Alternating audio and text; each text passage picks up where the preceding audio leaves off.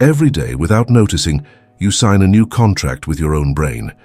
You promise yourself you will focus, you will finish that project, you will study for just 1 solid hour. Then a notification lights up, a new tab opens, a just one more scroll slips in, and that contract is quietly ripped up and rewritten.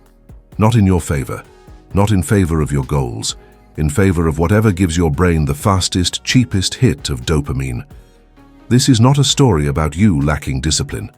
It is a story about how your dopamine system was trained, line by the apps you use, the way you multitask, the way you escape discomfort in the first 10 seconds of a task. As a neurologist and neuroscientist would say, your brain has learned one simple rule. If something feels instantly rewarding, chase it. If it feels heavy, postpone it. Over time, that wiring turns even simple tasks into a battle and makes deep work feel like pushing a car uphill with the brakes on. Now imagine the opposite. Imagine opening your laptop, choosing one task and feeling a strange pull toward it. Your mind stops hunting for something more interesting. The urge to check messages weakens. Your brain starts to treat focused work the same way it treats a new notification, as something it wants to click on.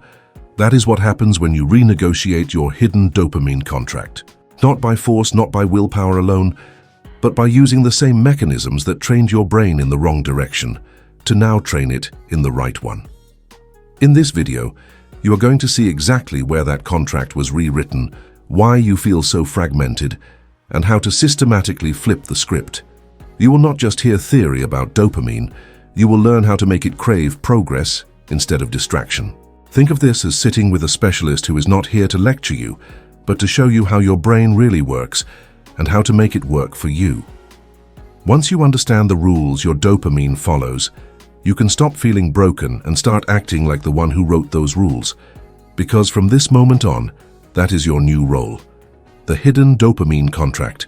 There is a silent agreement running in the background of your life that you never consciously signed. On one side are your goals. Finish that project, study with real focus, build something you are proud of. On the other side is your dopamine system, constantly scanning for what feels easier, faster, more instantly rewarding. Every time you say, "I will start in a minute, I just need to check this first," you are not just procrastinating. You are teaching your brain a rule. Discomfort means escape, not engagement. That rule slowly becomes the core of your hidden contract with focus. Think about how your day usually unfolds.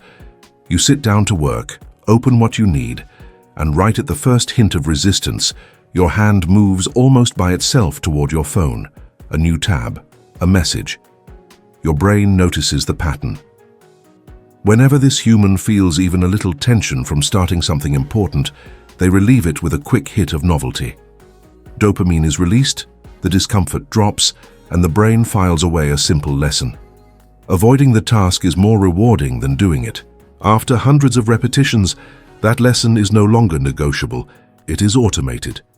You feel it as that invisible wall when you try to start something meaningful, and everything inside you looks for an exit. From a neurological point of view, your brain is not sabotaging you on purpose. It is doing exactly what it was designed to do. Repeat what brought relief, avoid what felt like threat. The problem is that, in the modern environment, threat does not look like a predator. It looks like an email you have been postponing, a blank page, a difficult chapter, a workout that feels heavy before it starts. Each time you walk away from that moment of tension into a fast distraction, dopamine reinforces the escape, not the effort. The contract becomes clearer. When pressure appears, we run, and we get rewarded for running. This is why you can want something deeply and still feel this strange resistance at the very moment you try to move toward it. Your conscious mind says, "I care about this," but your dopamine history says, whenever we get close to this feeling, we bail out and get a better reward somewhere else. You feel torn because two different layers of your brain are following two different sets of rules. The higher rational layer is thinking about long-term outcomes. The deeper dopaminergic layer is thinking about the last 100 times you chose the quick hit over the hard start. In any conflict between history and intention, history usually wins. Seeing this as a contract changes everything because contracts can be renegotiated. You do not have to fight your brain with raw willpower. You have to change what it gets paid for. If right now the payment goes to every little distraction, your focus will always feel like unpaid overtime. But the moment you start rewarding the act of starting, the act of staying, the act of returning after distraction, you begin to rewrite that agreement. Your brain will not trust this new contract at first. It will test you. It will push you toward what always worked before. That is normal. You are asking a system trained over years to adopt a different rule in a few days or weeks. The key is to understand that every micro-decision counts as a new clause. When you resist one urge to check your phone and give your task one more minute of full attention, that is a new line in the contract. When you finish a small, clear block of work and then consciously allow yourself a break, your brain starts connecting effort with predictable relief instead of effort with endless pressure. Over time, those lines accumulate. The balance of power shifts. You feel a little less pull toward cheap stimulation and a little more pull toward completion, clarity, and progress.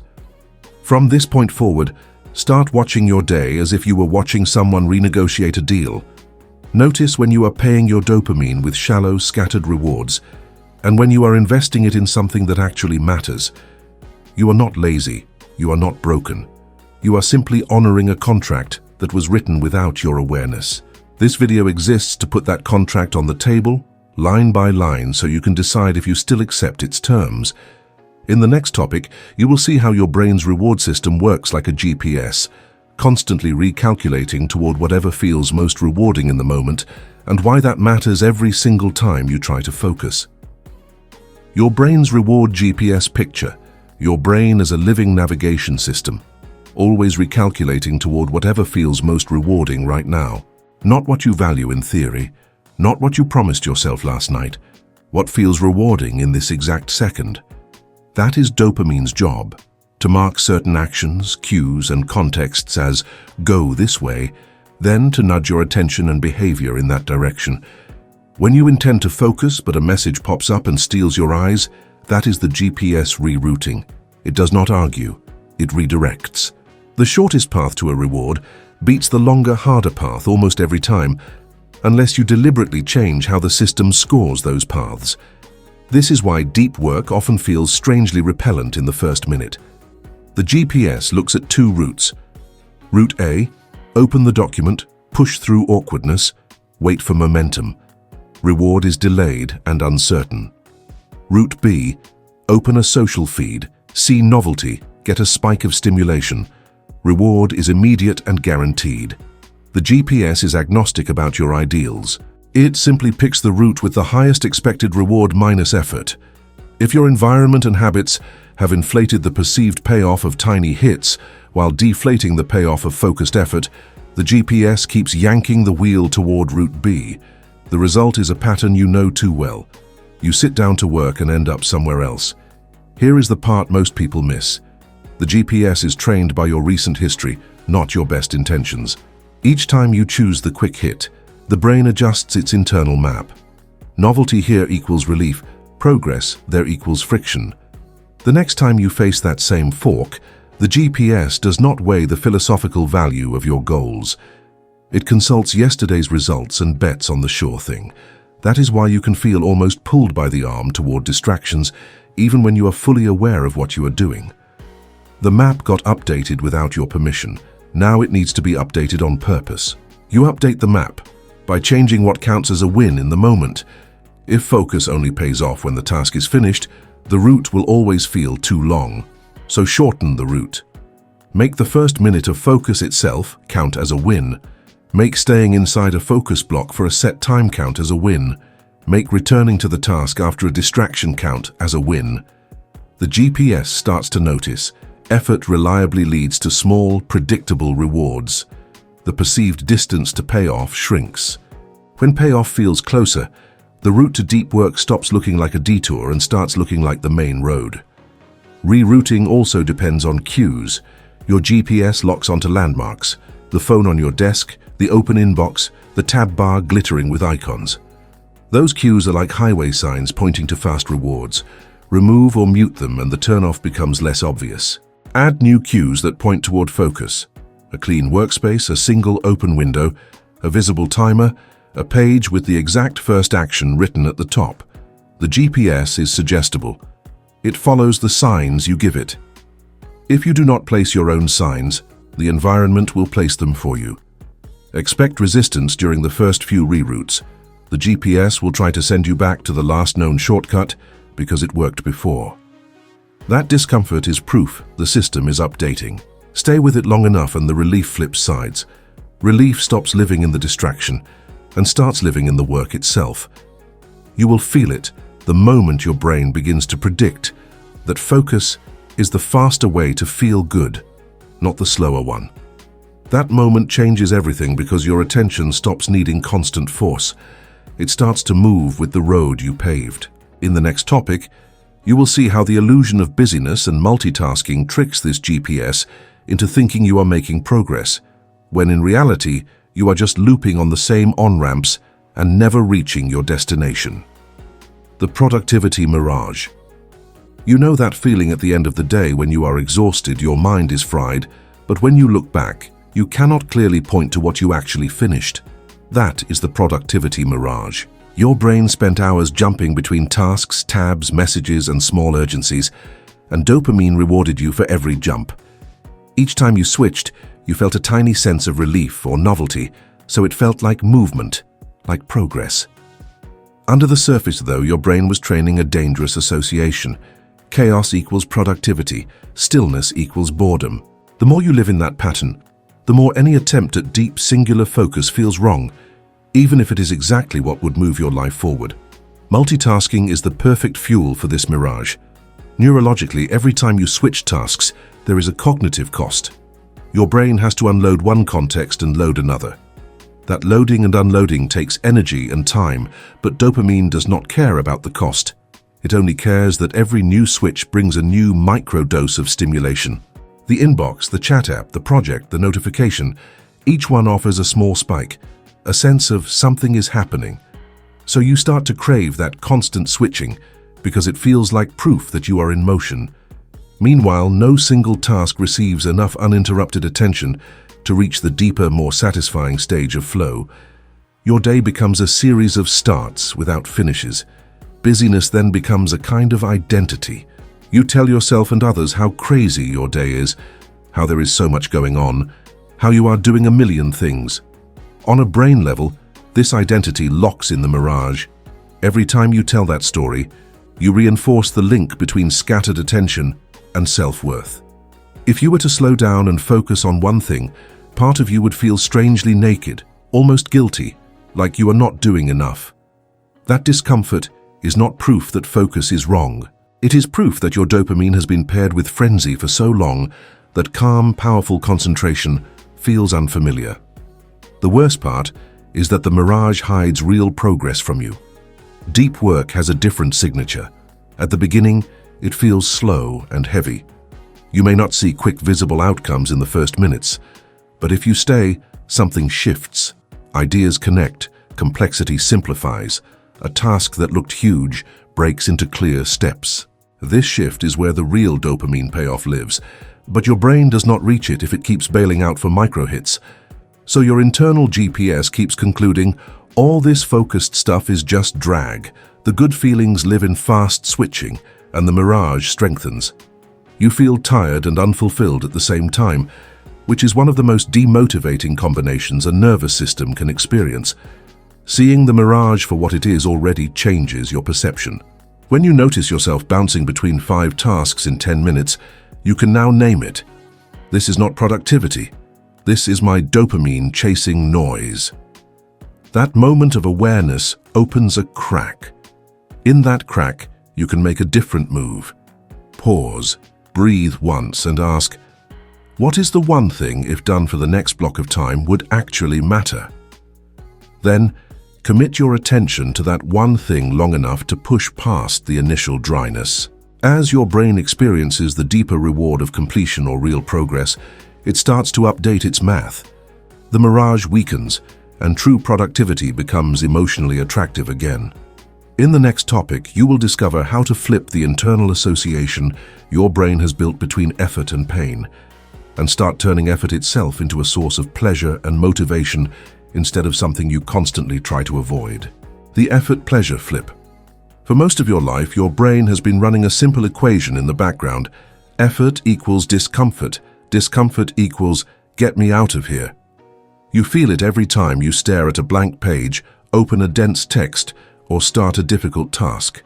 There is a squeeze in your chest, a tiny rise in tension, a quiet whisper saying, "Do this later, check something first, warm up with something easier." That whisper is not random. It is your dopamine system, predicting that what comes next will not feel good, at least not soon enough. So it urges you away, and each time you listen, the association gets stronger. Effort becomes coded as something to escape, not something to approach.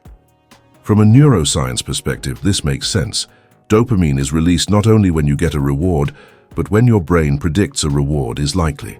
If your recent history around effort is mostly frustration, self-criticism, or endless work with no clear end, your brain predicts no reward here and labels effort as a threat to your emotional state. On the other hand, if small, easy distractions consistently end in tiny, positive feelings, your brain predicts reward guaranteed and pushes you there instead. Over time, the emotional meaning of effort and ease gets flipped. Easy starts to feel good, hard starts to feel bad regardless of long-term consequences. The effort-pleasure flip is about taking that same prediction system and teaching it a new rule. Effort leads to frequent, reliable, satisfying micro-rewards. The key word here is frequent. If your brain only gets a payoff at the very end of a huge task, the beginning will always feel like walking into a tunnel with no visible exit. Your nervous system will resist, because it cannot tolerate that much uncertainty without some kind of comfort along the way. So the strategy is to move the reward closer, not by faking results, but by rewarding the act of engaging, the act of staying, and the act of coming back after drifting off. Imagine you break a hard task into clear, visible checkpoints, each one small enough to reach in 10 to 20 minutes. You decide that crossing each checkpoint is a win, and you pair that win with something your brain enjoys. A brief stretch, a sip of a drink you like, a few deep breaths while you look away from the screen, a small tick on a tracker you can see. None of these are dramatic, but they are consistent. Your brain begins to notice a new pattern. When you enter effort and stay there for a short block, you reliably feel a sense of completion and a little physical or sensory reward. The old equation, effort capture only stress, starts to weaken. At the same time, you need to clean up how you talk to yourself during effort. If every time you work hard you also attack yourself mentally, your brain will always tag effort as emotionally dangerous. So part of the flip is psychological hygiene. When you catch yourself thinking, "This is too hard, I am too slow, I am behind," pause and replace it with something more accurate and useful like, "This is the exact feeling of my brain getting stronger at this," or "This tension means I am at the edge of growth." You are not lying to yourself. You are recoding the sensation of effort as a signal of progress instead of a signal of failure. As this new pattern repeats, something subtle shifts. The first seconds of a task still carry some resistance, but the fear behind it drops. Your brain starts to remember, when we enter this state, it usually ends with a small sense of pride, a visible step completed, a pleasant ritual. Dopamine begins to anticipate those outcomes and fires earlier in the process, sometimes right as you begin. That anticipation is what transforms the emotional flavor of effort. It does not suddenly become easy, but it becomes meaningful, and meaning is deeply rewarding. You move from, "I must push myself into this," to, "I know it feels good on the other side of this first wave." This is the effort-pleasure flip in action. The same brain, the same tasks, but a completely different emotional contract with effort. Instead of being something you dodge, effort becomes something that at least in small doses you actually crave, because it is associated with real, embodied wins. When that happens, focus stops being a punishment and starts being a place your mind knows how to enjoy. In the next topic, you will see how to direct this flipped relationship toward what you do each hour, turning empty micro-hits of dopamine into powerful micro-wins that steadily build real progress. Micro-wins versus micro-hits. Look at a typical hour of your day and imagine it as a ledger. On one side are micro-hits, Quick scrolls, checking messages, glancing at notifications, hopping between apps. Each one gives you a tiny spike of relief or novelty, then vanishes. On the other side are micro-wins, small but concrete steps taken on something that actually matters, like writing one focused paragraph, solving one problem, organizing one part of a project. Both sides use dopamine, but only one leaves you with anything real when the hour is over. The problem is that for most people, the ledger is dominated by micro-hits pretending to be productivity. Micro-hits are so seductive because they are frictionless. They ask nothing of you. A flick of the thumb, a quick click, and your brain gets a taste of something new. It does not care that you will not remember any of it in 10 minutes. It cares that the discomfort you felt right before that action temporarily dropped. The relief is the reward. Over time, your brain starts to prefer anything that produces this instant relief over anything that produces delayed satisfaction. That is how you end up chasing one more video, one more refresh, one more tiny check, while the important task waits in the background, heavy and untouched. Micro-wins feel very different at the start. They usually begin with resistance, not relief. Opening the book, starting the slide, outlining the email, entering deep focus on a single problem. Your brain initially reads this as work, effort, uncertainty. No instant payoff.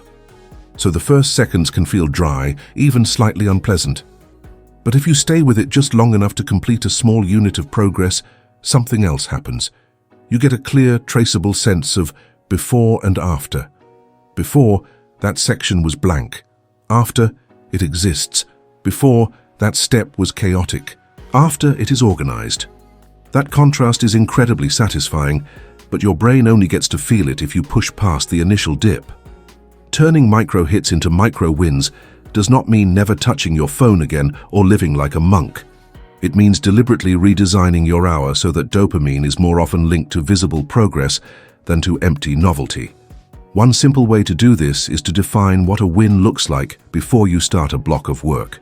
Instead of "I will work on this," you decide, "In the next 20 minutes I will finish this section," or "I will solve this one problem," or "I will clean this specific part of the task." Then you give your full attention to that target, and only that target. When you hit it, you mark it in some way, a check on paper, a line through a to-do, a quick verbal acknowledgement to yourself. You are teaching your brain that the closing of a loop is where the good feeling lives. At the same time, you start gently taxing your micro-hits. You make them a little less immediate and a little less attractive.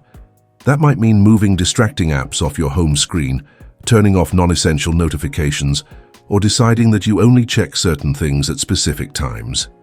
Suddenly, the path to a micro-hit is not the shortest path anymore. Meanwhile, the path to a micro-win has become clearer and more defined. Dopamine begins to recalculate. If checking your phone requires more steps than writing 2 more lines, and those 2 lines give you a small surge of satisfaction, plus a visible tick on your tracker, your brain starts to see progress as the easier, more rewarding option in the moment. Over days and weeks, this shift compounds. At first, you will have to consciously drag your attention away from micro-hits and into micro-wins. But as your brain experiences the afterglow of many small completions, it starts to crave that feeling. You may notice yourself thinking, "Let me just finish this piece, then I will take a break," and actually meaning it. That is not discipline magically appearing. That is your dopamine system updating its preferences. It has learned that the little wave of satisfaction after a micro-win is deeper and more stable than the jittery buzz after yet another micro-hit. When you design your days around micro-wins instead of micro-hits, you stop ending hours and days with that empty, "what did I even do" sensation. You still feel tired, but now there is weight behind it, a sense of having moved something real. Your brain starts to see focus as a source of those wins, not as a punishment. In the next topic, you will dive into the invisible friction field that appears every time you try to start meaningful work, and how to pierce it quickly using tiny, reliable entry rituals. The friction field around focus. Every time you try to start something that truly matters, you run into an invisible field. It shows up as a tiny internal "no" right when you're about to begin. You feel it when your hand hovers over the keyboard and then drifts toward your phone. You feel it when you open the document, and instantly think of something else you need to check. That invisible resistance is the friction field around focus. It is not laziness. It is your brain trying to protect you from the discomfort it predicts will come with deep, sustained effort. Understanding this field is crucial because if you keep misreading it as a sign that you are not ready or not capable, you will keep retreating right at the moment that matters most. The friction field is made of several sensations layered together. There is cognitive friction. The brain does not yet have a clear map of what to do, so starting feels confusing. There is emotional friction. Fear of failing, of not being good enough, of discovering that the task is harder than you hoped. And there is physiological friction. Your nervous system slightly ramps up, giving you a mild stress response. None of this means you should not start. It simply means your brain is leaving a comfort zone. But because your dopamine system has been trained to quickly remove discomfort via easy distractions, the field around focus has become a signal to escape instead of a signal to engage. If you observe yourself closely, you will notice this field is strongest in the first 30 to 60 seconds. That window is when the urge to check something is the loudest, when excuses multiply, when the brain offers you 50 alternatives that all seem urgent or better to do first. Your attention is looking for a way out because it has been rewarded for exiting at this exact moment countless times before. Rather than seeing this as a flaw in your character, treat it as a conditioned reflex. The good news is that conditioned reflexes can be retrained, and with the friction field, retraining happens surprisingly fast when you know what to do in that first minute. The most effective way to pierce the friction field is with a tiny, predictable entry ritual. Think of it as a script you follow every time you want to enter focus, regardless of how you feel. It might look like this. You sit down, close everything except the one tool you need, set a simple timer, take one slow breath, and then perform a ridiculously small first action on the task, such as typing a title, writing one sentence, or listing 3 steps. The power is not in the complexity of the ritual, but in its consistency. Each time you follow it, you teach your brain, when we feel this resistance, we do these exact moves, and then the feeling settles. Over time, the ritual itself becomes a cue for safety and control. Another key is to reduce decision-making inside the friction field. The more choices you leave open, the more places your attention can escape to. Deciding what to do, how to do it, and where to start while you are already inside that fog is like trying to plot a route in the middle of a storm. Do that planning before you enter. When you finish a session, leave a clear starting point for your next one. A highlighted line, a question to answer, a specific subtask labeled "Start here." Then, when you come back, your only job in the first minute is to execute that one move, not to rethink the entire plan. This drastically lowers cognitive friction and gives your brain a simple, obvious next step. Your relationship with the friction field changes when you stop seeing it as a wall and start seeing it as a doorway. You know it is coming. You expect the discomfort. You feel the urge to flee, and instead of obeying it, you let your ritual carry you for those first 60 seconds. As your focus locks in, the field weakens behind you. What used to feel like a hard barrier becomes a brief, familiar phase you move through many times. That repetition sends a new message to your nervous system. We can survive this feeling. On the other side of it, good things happen. Your dopamine system slowly shifts from rewarding the escape to rewarding the act of crossing the field. Once you are no longer scared of this initial resistance, starting important work stops being a dramatic event and becomes a normal, repeatable action. You do not wait for the perfect mood or for fear to disappear. You expect the friction, you apply your ritual, and you trust that your brain will adjust once you are moving. This is one of the most powerful psychological shifts for focus, realizing that resistance is not a stop sign, but a signpost that you are exactly where meaningful work begins. In the next topic, you will learn how to use structured time boxes as training rounds for your dopamine system. So focus becomes a predictable state your brain starts to seek instead of resist. Training dopamine. With time boxes. Time boxes turn focus into a game your brain knows how to win. You set a clear container for attention, usually 20 to 50 minutes, and your only goal is to stay inside the box. Not to achieve perfection, not to finish the entire project, just to remain present with one defined task until the timer ends. This matters because your dopamine system thrives on predictability. When your brain learns that entering a time box reliably ends with a small sense of completion and relief, it starts to anticipate that relief the moment you begin. That anticipation is the spark that makes starting easier and staying easier. You are training dopamine to expect a payoff from focus itself, not only from finishing everything. The first win of time boxing is that it removes open-ended fear. A task without boundaries feels like a tunnel with no exit. Your nervous system hates that. It will push you toward anything that promises a quicker end. Put a timer on the table, and the tunnel gets a visible endpoint. Your brain relaxes because the agreement is limited. Stay here with this for this long, then you can shift. Suddenly, you're not negotiating with your impulses every 2 minutes. The box holds the line for you. Even better, you're not deciding whether to continue until the bell rings. Decision fatigue drops, resistance drops, and attention has a chance to deepen.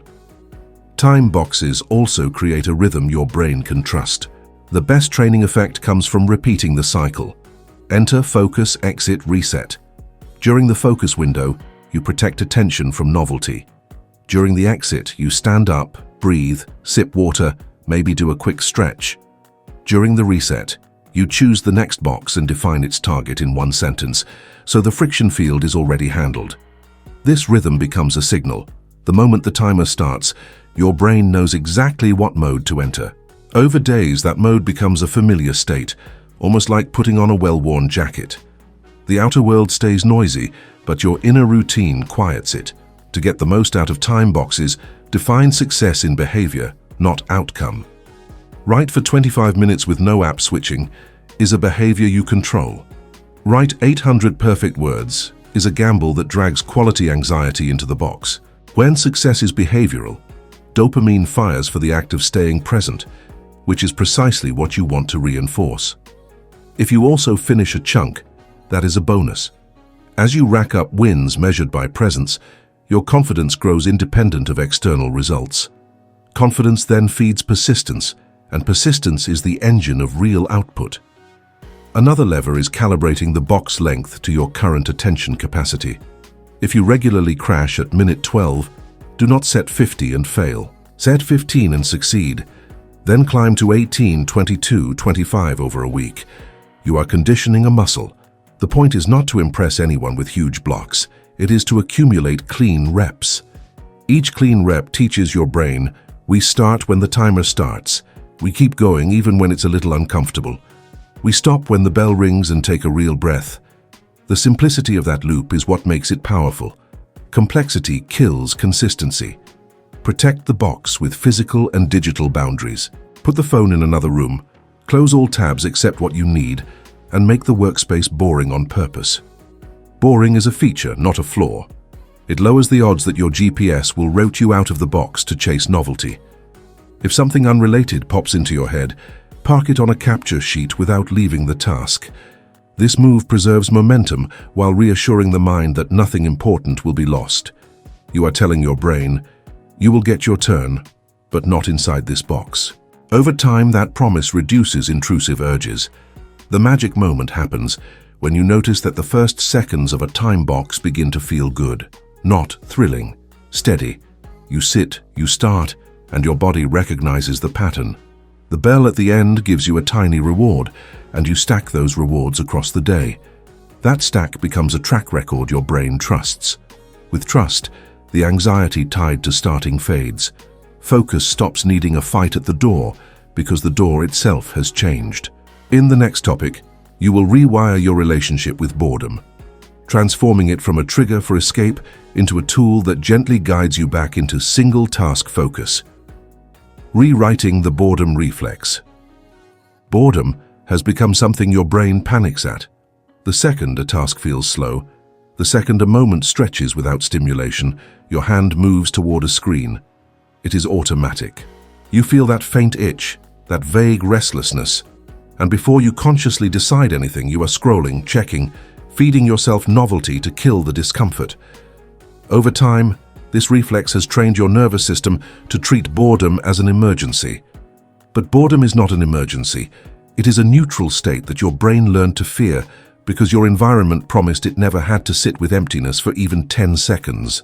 Reversing that conditioning is one of the most powerful moves you can make for focus, because when you stop being terrified of boredom, you stop needing to escape every gap, and those gaps are exactly where deep work lives. Think about what happens when you allow yourself to be bored for even 2 or 3 minutes. No phone, no audio, no screen, just you and the room. At first, it feels uncomfortable, almost like withdrawing from something. Your brain sends up little alerts. Check something. Move. Fill this space. Those alerts are dopamine looking for its usual micro-hits. When it finds none, the restlessness peaks briefly, then starts to fade. On the other side of that fade is something valuable. Your mind begins to settle. Thoughts slow down. Attention becomes more available. The brain stops hunting for the next spike and starts to tolerate presence. That tolerance is the foundation of sustained focus. Without it, you will always be one ping away from distraction. Rewriting the boredom reflex starts with deliberate boredom intervals, not as punishment but as training. Between work blocks, instead of immediately grabbing your phone, you sit or stand and do nothing stimulating for 2 to 5 minutes. Let your eyes rest on the wall. Let your thoughts wander without direction. Let the silence sit there. The first few times, it will feel strange, maybe even irritating. That is the conditioned panic surfacing. Do not fight it. Just observe it and notice that it does not hurt you. It is only discomfort, and discomfort is not danger. As you repeat this practice, the panic loses power. Your nervous system learns that boredom is survivable, even boring in a kind of peaceful way. Another approach is to introduce monotony into transitions. Walk without music, sit in a waiting room without scrolling, eat a meal without a video playing. These moments teach the same lesson. Your brain does not need constant entertainment to stay safe. Each time you tolerate a stretch of nothing, you weaken the reflex that says, empty space equals threat. Your dopamine system stops treating stillness like a problem that needs solving.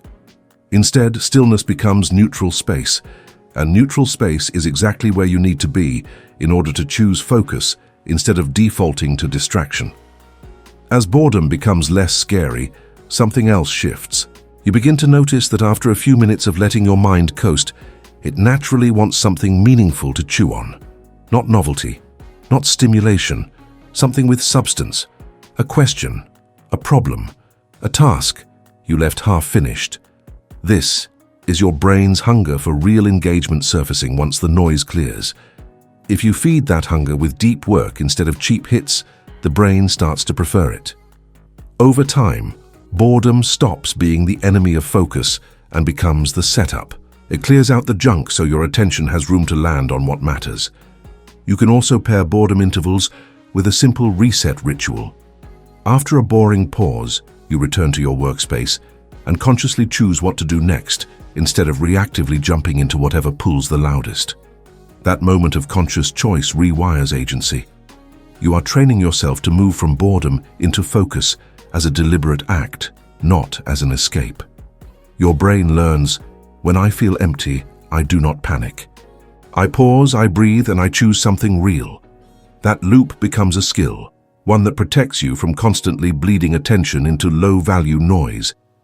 The ultimate payoff is this.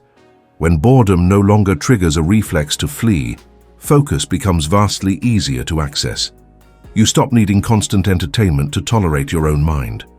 You stop living in a state of perpetual search. You can sit with one hard thing for longer because the gaps inside that work no longer feel dangerous.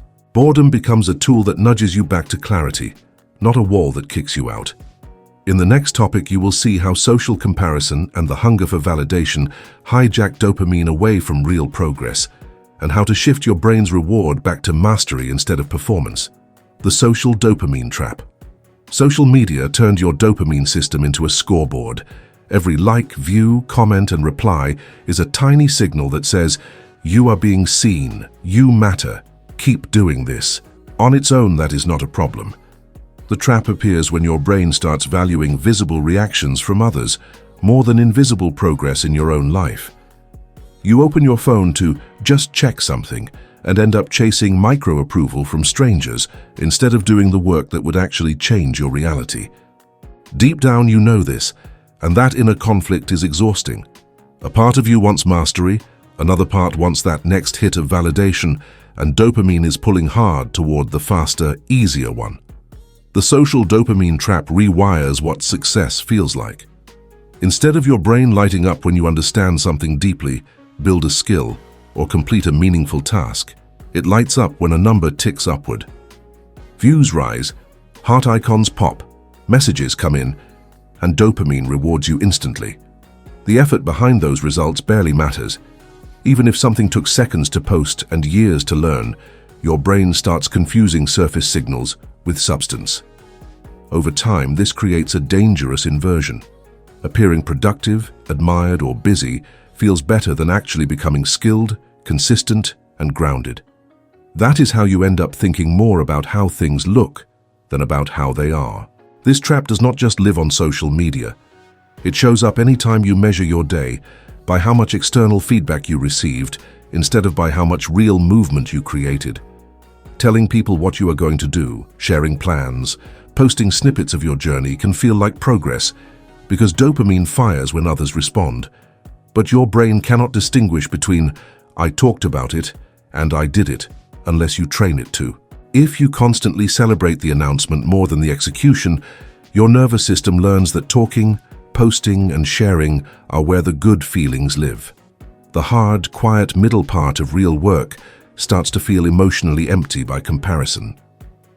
To escape the social dopamine trap, you need to rebuild an internal scoreboard. That means deliberately choosing metrics that no one else sees, but that your brain learns to care about. For example, minutes of deep focus per day, pages studied, reps of a skill practiced, sessions completed. Every time you hit one of these invisible milestones, you mark it down privately and give yourself a moment of genuine acknowledgement. At first, it will feel weaker than public feedback. That is normal. You are competing with a system designed to be loud and instant, but as you repeatedly reward yourself for these quiet wins, dopamine starts to attach to them. Your sense of pride begins to come from who you are when no one is watching. You also have to intentionally reduce the weight of external signals. That does not mean never posting or never enjoying feedback. It means not letting those numbers be the main way your brain decides if today was a good day. You can do this by creating a simple rule. Your day is judged first by your internal metrics, only then by anything external. A video with low views, but a full day of deep, honest work counts as a win. A post that explodes while you did nothing meaningful offline counts as a warning, not a victory. Over time, that rule teaches your brain a new hierarchy of value. Mastery and consistency at the top, visibility and reaction as optional extras. One powerful shift is to focus your attention on process stories instead of outcome stories. When you look at others online, most of what you see are outcomes, launches, highlights, polished results. Your brain gets flooded with finished pictures, but starved of the messy, repetitive work that created them. Start seeking and consuming content that shows the process, the practice, the unglamorous middle. This recalibrates your expectations and reduces the sense that you are failing just because your current reality does not match someone else's peak moment. As envy and comparison soften, you free up mental energy to actually sit with your own path. When you begin to step out of the social dopamine trap, something subtle but powerful happens. You care less about being seen working and more about actually working. You post less impulsively and create more intentionally. You check metrics, but they no longer decide your mood for the entire day. Your brain starts to associate satisfaction with the feeling of having put in focused effort, regardless of how many people clap for it. That shift is the seed of real autonomy. Now your drive comes from inside out, not outside in, which is exactly what you need to build focus that cannot be easily hijacked. In the next topic, you will learn how to design a personal reward signature, a custom set of small, meaningful pleasures that only activate when you are in focused effort, so your own preferences become a powerful engine for concentration instead of a source of distraction. Designing a personal reward signature.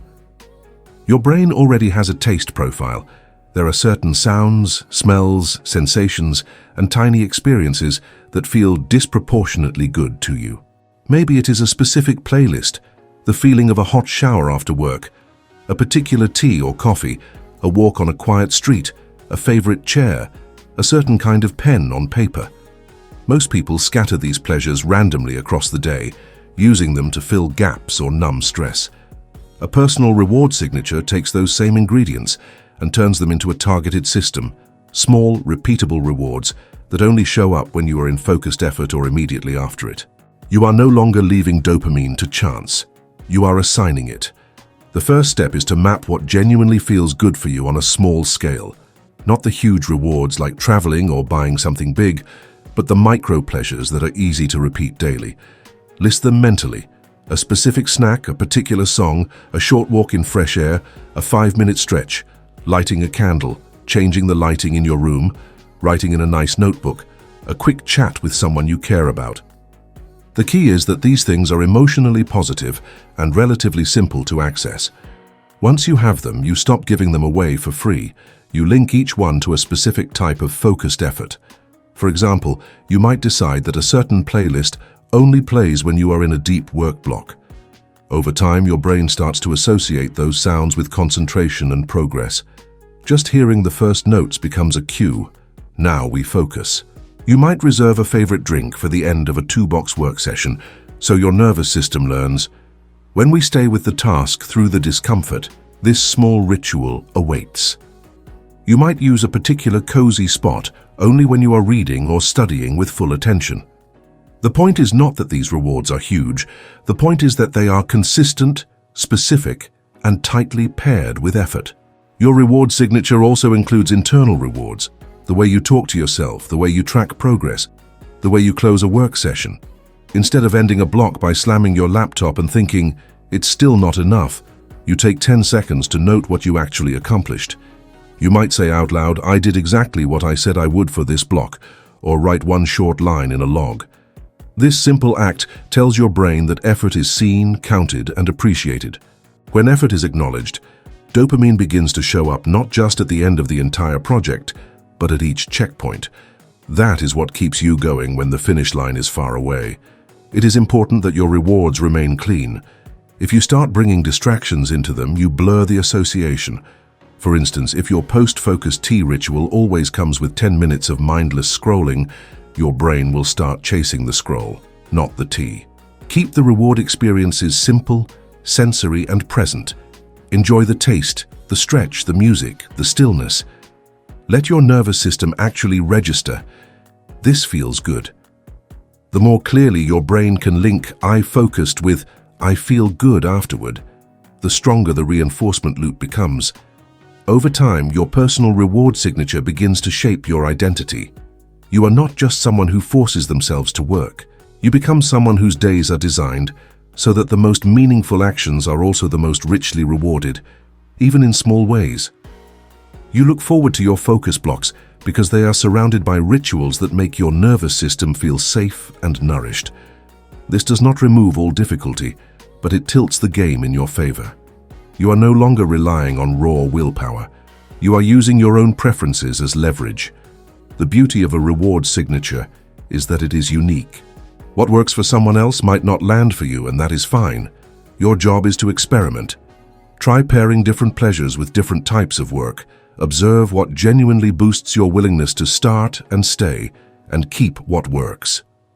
As you refine this over weeks, you build a custom language your brain understands. Focus equals this set of good sensations, this kind of closure, this kind of pride. When your nervous system fully learns that language, focus stops being a dry, lonely state and becomes a place where you reliably feel more alive. In the next topic, you will see how to put everything you have learned into a 7-day neural experiment so you can test these ideas in your own life. Gather real data on your focus and feel what it is like when concentration begins to pull you instead of always needing to be pushed. The 7-day neural experiment. Treat the next week as a lab and your brain as the subject. For 7 days, you are not trying to fix your life or become a new person. You are running an experiment to see how your dopamine system reacts when you deliberately change the rules. This shift in mindset matters. Instead of judging yourself for every slip, you observe it. Instead of asking, what is wrong with me? You ask, what did my brain just learn from that moment? You move from being the victim of your habits to being the scientist studying them. That alone takes a huge amount of pressure off and frees up energy to actually test new behaviors. Day 1 and 2 are your baseline days. You keep living normally, but you pay close attention. Each time you get pulled away from a task, you note what triggered it. Was it boredom, anxiety, a notification, a thought? How long did you stay focused before switching? When did you feel most alert, and when did you crash? You are not trying to control everything yet. You are mapping the terrain. At the end of each day, you quickly jot down 2 numbers: minutes of true uninterrupted focus and approximate number of context switches during work. Do not worry about being perfect. Rough, honest data is enough. Day 3 and 4, you introduce 1 structured time box per day, using everything you have learned so far. Choose a task that matters, set a timer for a realistic block, clear distractions, and use your entry ritual to pierce the friction field. While you are in the box, your only goal is to stay with that one task until the bell rings. Afterward, reward yourself using part of your personal reward signature, then mark it down as a win. You are teaching your brain a new equation. When I enter and complete a focus box, good things happen. You still track your minutes of deep work and your context switches, but now you also track how many clean boxes you completed. Day 5, 6, and 7, you add boredom intervals and micro-win design to the mix. Before each focus box, you take 2 or 3 minutes of deliberate boredom. No phone, no stimulation, just breathing and noticing the urge to escape. Then you step into your box and define a clear micro-win, a specific chapter, section, or step you want to complete inside that window. When the box ends, you do your reward ritual and quickly log what you accomplished. These 3 elements together, boredom, focused box, conscious reward, create a powerful retraining loop. Your brain experiences several times a day that it can move from emptiness into effort and then into genuine satisfaction. Throughout the week, your job is not to be flawless. Your job is to pay attention. When a box fails because you drifted out to distractions, you do not throw the day away.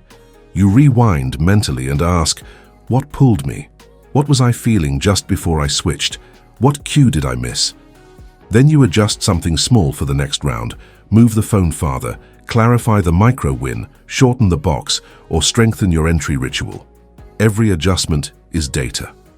Every observation is another line in your brain's new instruction manual. By the end of 7 days, you will not only have numbers, you will have patterns. At the end of the experiment, you sit with your notes and look for shifts. Did your minutes of deep work increase even slightly? Did your context switches per hour drop? Did your emotional experience of starting a task change at all? Maybe the friction is still there, but it feels a little less threatening. Maybe boredom is a bit easier to tolerate. Maybe the reward rituals feel more natural. These small changes are proof that your dopamine system is not fixed. It responds to structure, repetition, and intentional rewards. Once you see that with your own eyes, belief becomes easier. The real goal of the 7-day neural experiment is not perfection or a dramatic transformation. It is to give you a concrete, lived experience of what it feels like when your brain starts to work with you instead of against you. After that, continuing the process is no longer blind faith. It is a rational choice. You have seen your focus shift, even if just a little. And you know that with more time, those shifts can become your new baseline. In the next topic, you will step back and claim your role as the architect of your dopamine system, integrating everything you have learned into a new identity. Someone who designs their brain's contract with focus instead of just obeying it. Becoming the architect of your dopamine. Up to now, your dopamine system has mostly been shaped by accident. Apps, platforms, habits, and quick decisions have been teaching your brain what to chase and what to avoid, often without your awareness. You felt the symptoms: distraction, procrastination, scattered focus, but it probably seemed like a character flaw, like something wrong with you. By now, you can see a different picture. Your brain has simply been following rules it learned from repetition and reward. And if those rules were learned, they can be rewritten. Becoming the architect of your dopamine means you stop living as if your impulses are the boss and start treating them as signals you can design around. An architect does not fight gravity, they work with it. In the same way, you are not trying to suppress dopamine or become some cold, perfectly disciplined machine. Dopamine is not the enemy, it is the engine. Architecture is about structure, deciding where that engine is allowed to run, what it powers, and what it no longer feeds. You now know the key levers, the hidden contract between your brain and focus, the way your reward GPS keeps recalculating, the productivity mirage, the effort-pleasure flip, micro-wins, friction fields, time boxes, boredom, social validation, and personal rewards. Each of these is a structural element you can place or remove. Together, they form the blueprint of a brain that craves deep focus more than shallow distraction. As the architect, you start each day with one core question. What do I want my brain to find rewarding today? Then you set up your environment, your schedule, and your rituals so the answer is obvious. You reduce cheap cues that pull you sideways and increase clear cues that point you toward what matters. You stop expecting motivation to appear from nowhere and accept that motivation is largely the result of how your dopamine has been trained. So you train it. You use time boxes to create predictable containers, boredom intervals to clear noise, micro-wins to shrink the distance to reward, and your personal reward signature to make focus feel emotionally rich instead of dry. Identity is the final layer. When you see yourself as someone who is bad at focusing, every slip confirms the story and weakens your effort. When you see yourself as the architect of your own dopamine, every slip becomes data, and every win becomes a brick in a new structure. You are no longer shocked by resistance, boredom, or distraction. You expect them and have tools ready.